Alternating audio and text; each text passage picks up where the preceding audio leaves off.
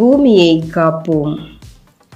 இறைவன் அளித்த வரம் பூமி, பொறுமையின் சிகரம் பூமி, உலகத்தை சுமப்பதும் பூமி, பூகம்பமாய் வெடிப்பதும் பூமிதான். மனிதன் இயற்கையை பாதுகாப்பதை விட்டுவிட்டு நிலவில் வாழ கனவு காண்கிறாய்.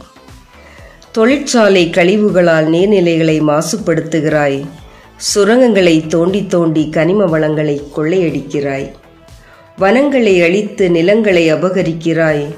ஆழ்குழாய் கிணறுகளால் பூமியின் உதிரத்தை உறிஞ்சுகிறாய். நெகிழி பொருட்களால் மண்வளத்தை சேதப்படுத்துகிறாய்.